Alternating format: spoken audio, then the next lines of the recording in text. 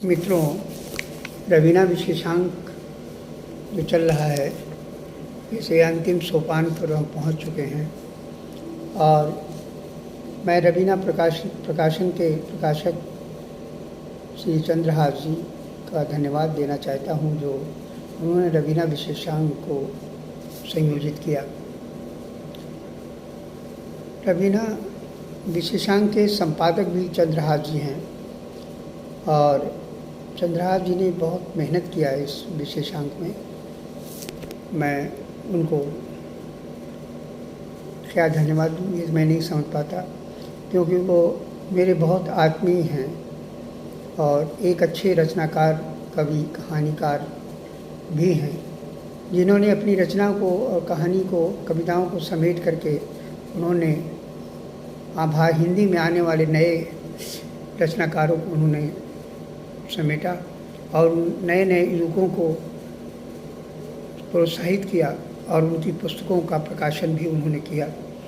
ये अपने में बड़ी खूबी की बात है कि कोई व्यक्ति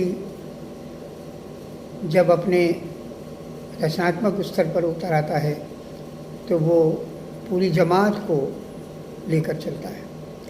उसमें श्री चंद्रहास जी हैं जिन्होंने अनेकों ऐसी पुस्तकें प्रकाशित की जो नए लेखकों की हैं। किसी की पहली पुस्तक है, किसी की दूसरी पुस्तक है, किसी की 15वीं पुस्तक है।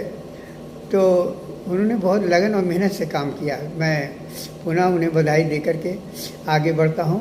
इसके रवीना विशेषांक के अतिथि संपादक डॉक्टर पवित्र कुमार शर्मा जी हैं और संपादकीय टीम चंद्रहास जी ने बनाया था, जिसमें डॉक्टर RNP चौधरी, डॉक्टर पवित्र कुमार शर्मा, उज्ज्वल मिश्रा और जया मोहन जी हैं।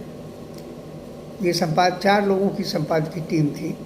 इसमें से एक संपादक ऐसे हैं, नवयुवक संपादक हैं श्री उज्ज्वल मिश्रा, जिनकी संपादकीय भी उन्होंने इसमें छापा है।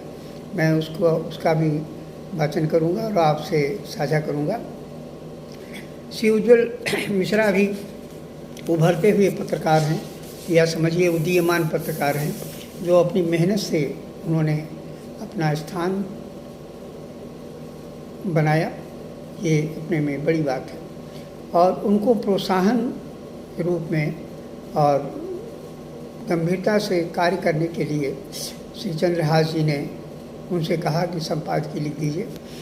वो बहुत संकोच में पड़ गए मिश्रा जी कि कैसे संपादकीय लिखी जाती है, लेकिन उन्होंने बड़ी हिम्मत करके जुटाया और चंद्रहास जी की बात को उन्होंने माना और उन्होंने संपादकीय लिखा।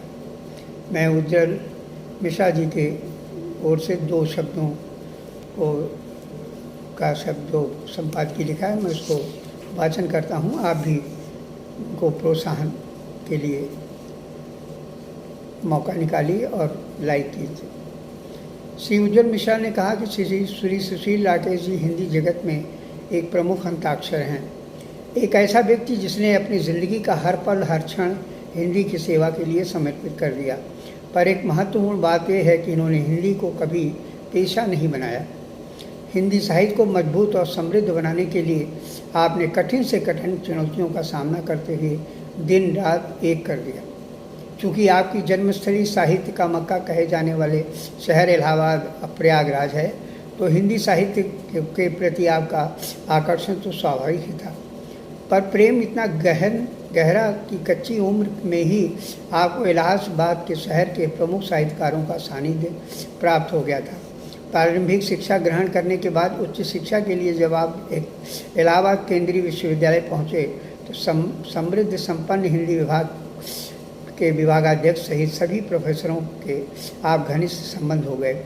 विश्वविद्यालय ने आपके अंदर हिंदी साहित्य के प्रति प्रेम को एक नया आकार दिया। विश्वविद्यालय में अध्ययन के दौरान ही आपने एक हिंदी पत्रिका निकाली जिसका नाम अवकाश रखा।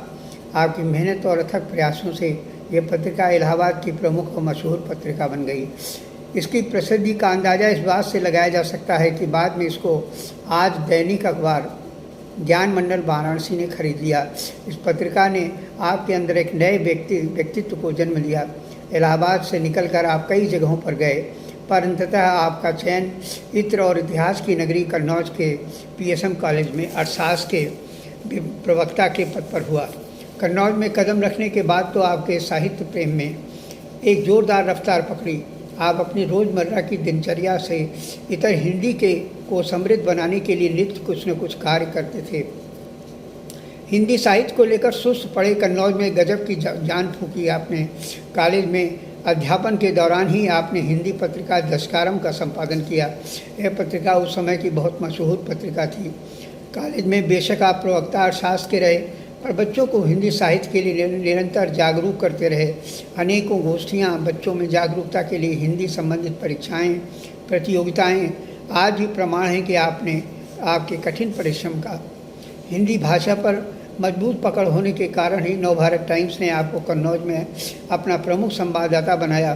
गजब का लेखन कार्य किया आपने। उस समय कन्नौज में हिंदी साहित्य सम्मेलन को लेकर विशाल हिंदी अधिवेशन हुआ, जिससे विदेश प्रदेश के बहुत से साहित्यकार एकत्रित हुए और हिंदी साहित्य को मजबूत, संपन्न और सुदृढ़ बनाने को लेकर गंभीर चर्चा हुई।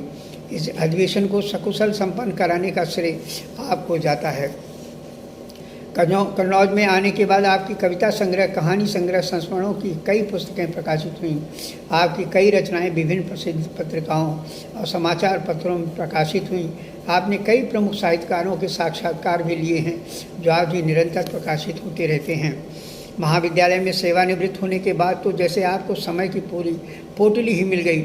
आपने अपना पूरा समय हिंदी को समर्पित कर दिया। हिंदी को आपने प्रति कि कभी आकांक्षा नहीं रखी, परन आपने अपना तन, मन, धन पूर्ण रूप से हिंदी को समर्पित कर दिया। वास्तव में यही नगरी का सौभाग्य ही रहा कि साहित्य के शहर से आकर एक महान विभूति ने सुस्त पड़े शहर में जान फूंकी और शहरवासियों को कर्तव्य बोध कराते हुए निज भाषा उन्नति है का मंत्र दिया।